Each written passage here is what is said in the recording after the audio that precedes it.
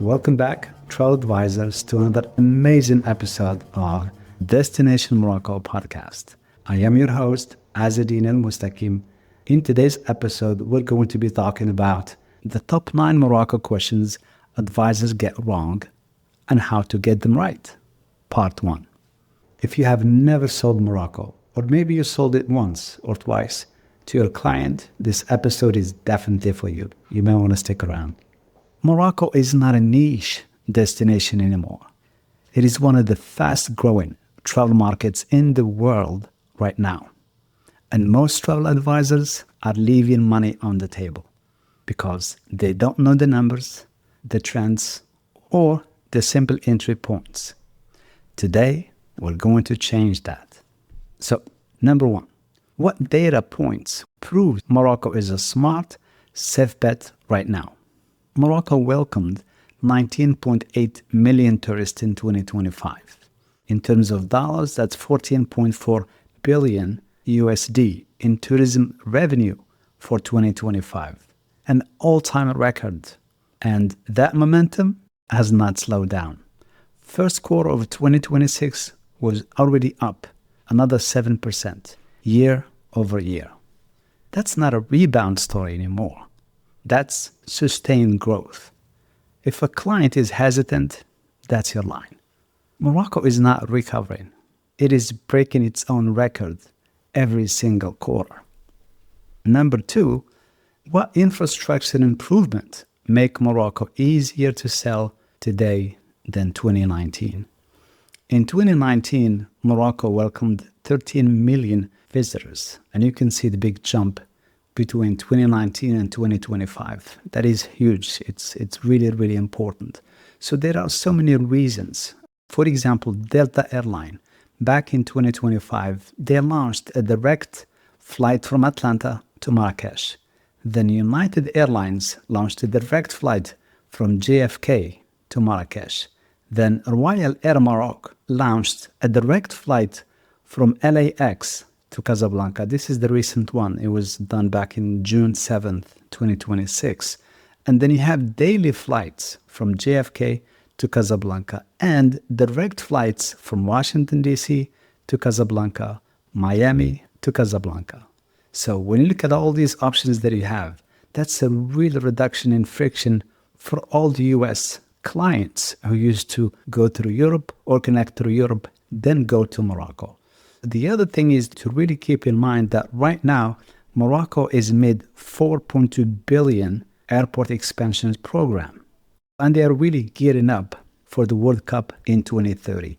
Me and Ted, if you have listened to the last few episodes, we definitely talk about the trends that are happening in Morocco and also the preparation for the World Cup in 2030.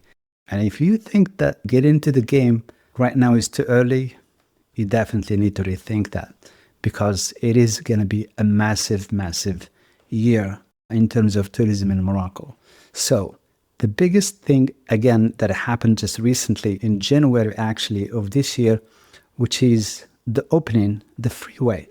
It connects Tiznit in the southern Morocco to Laayoune down to Dakhla. These are the southern provinces of Moroccan Sahara.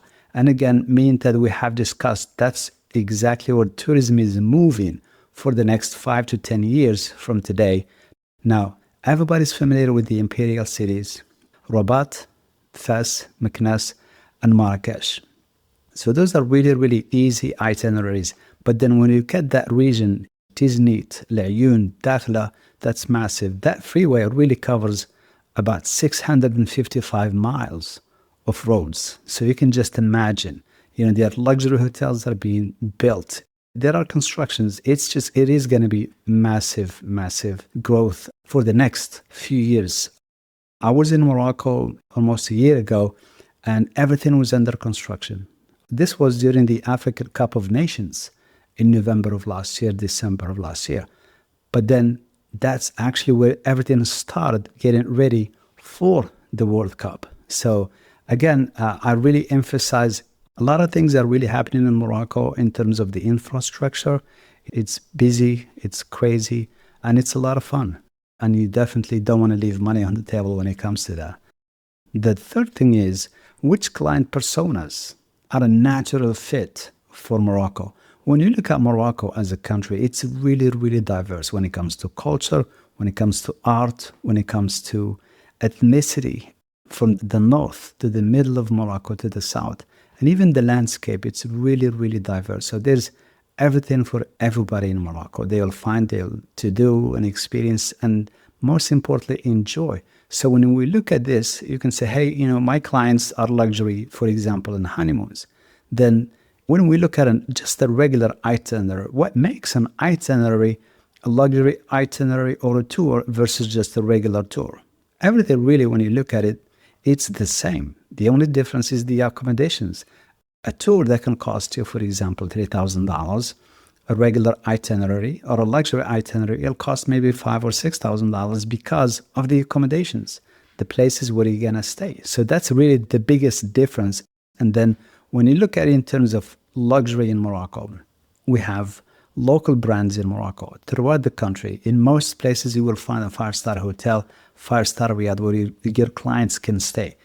In that regard as well, we have in Morocco over 200 international brands that your clients can stay.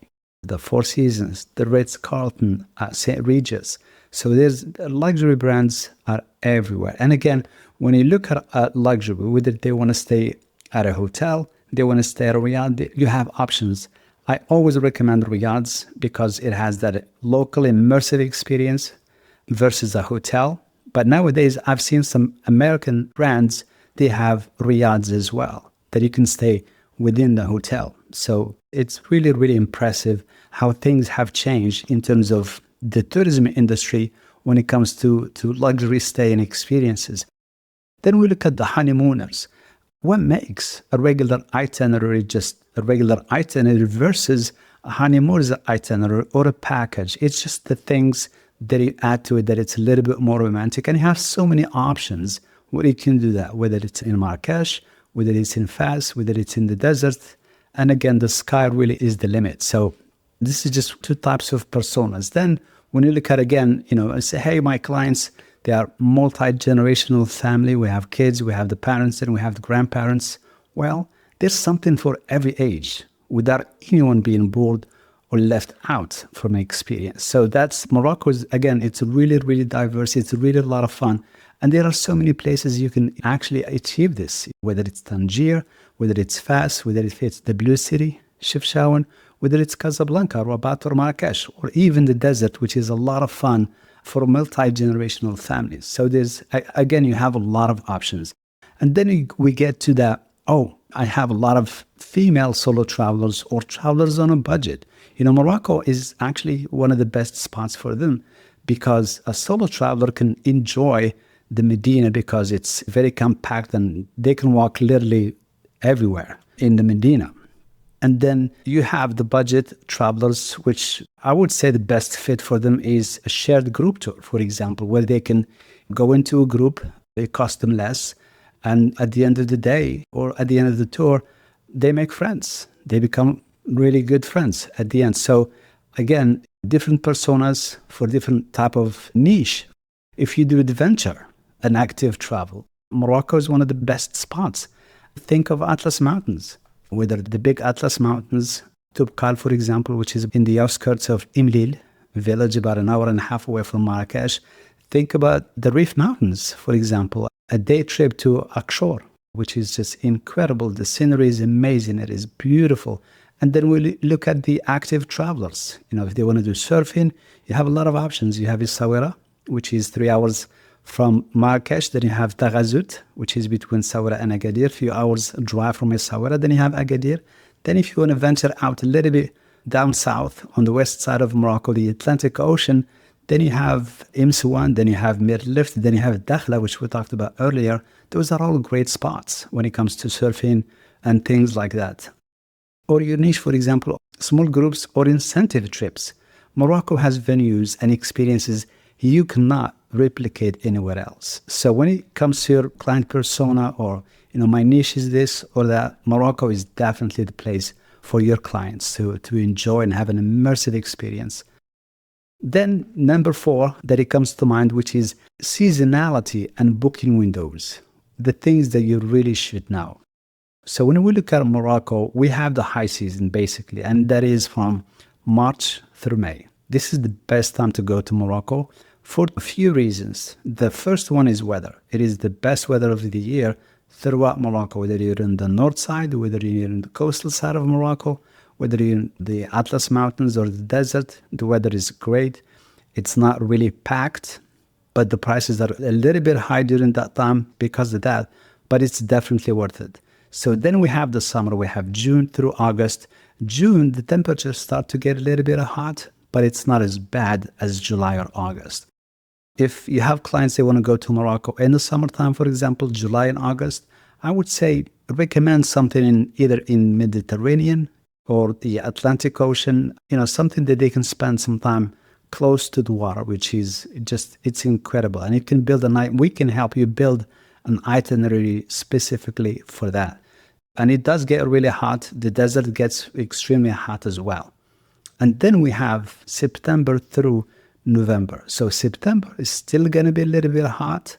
Then in October, you're going to feel a little bit of the weather change.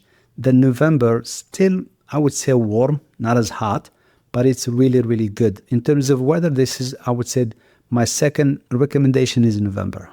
October is busy in Morocco. November is busy as well. But weather-wise, I would prefer November than October to travel to Morocco, just in case, if I have an option. So just keep those in mind. And then when we look at the winter, we look at Morocco in January through February. Well, actually, starting in December. December is cold in Morocco. Depending on where you're going to be during that month in Marrakesh, it does not really rain much, but in other cities it does quite a bit. Keep that in mind. Then you have in December, the last 2 weeks, which we'll talk about in a little bit when it comes to your trip to Morocco and your bookings. Then January is definitely rainy, cold. February is the same. If you don't have to book any of those tours at these dates or these months, I'll say don't. The reason is because the weather can actually affect your itinerary, maybe a lot of cancellations, and it's really not worth it because sometimes, especially when you're traveling in the mountains, there'll be sometimes road closures. So you may want to go, hey, we're going to go to the desert or go to Ait Ben Haddou, you're in Marrakesh, the road is closed. Unfortunately, you have to go back and stay a day or two in Marrakesh, then finish your itinerary, which can be challenging. It's definitely going to change your itinerary. So those months, I stay away, not because we don't like to do them, but we just, there's other alternatives. If you have no choices, then we can still do them and we'll figure things out when something like that happens and we have to change something at the same time or the same day or on the spot. So just keep that in mind. Winter is cold in the city and it's very cold at night in the desert and then in the Atlas Mountains. So it's very, very important that pack accordingly. Now, I'm going to talk about the booking window for all those trips during those months. I highly recommend giving your clients or giving us 4 to 5 months for a custom FIT itinerary because the back and forth between the first draft of the itinerary, approving it, making all those changes between us and your client, it takes a little bit of time. I would say that an average few weeks, 3 to 4 weeks. And again, it's easier to do it that way. So you still have the best pick when it comes to the accommodations, to the local guides and transportation and all that stuff. So it's really, really important. Now, if you're looking to book for a group or that last 2 weeks in December, I would highly recommend giving yourself, your clients, a window of 9 months. And also keep in mind in December, the last 2 weeks, it's the holiday season. So you have Christmas, you have New Year's, and a lot of those accommodations, they don't want you just to stay one night and go to the next city. They have a minimum stay of nights. Some might have 2 nights, some might have 3 or 4. It just really depending on the accommodation, the hotel or the riad. So here's the bottom line. Morocco is accessible, profitable, and trendy right now, not someday. You don't really need to become a destination expert overnight, but you need to start the conversation with your clients. We do everything for you from A to Z. We represent you. We are an extension of you. You have questions, most likely we have the answers. We'll help you with training. We'll help you create itineraries for your clients. anything you need, we're here for you. So it's really, really, really important to know and understand that part, because a lot of people are really intimidated. I've met so many travel advisors. I tell them, we specialize in Morocco. We do Morocco only. And it's like, my clients, I talk to them about Morocco. And it's like, I don't want to travel to Africa, or I don't want to travel to a Muslim country, or this or that. So it's a lot of the clients, they're just afraid of what they don't know.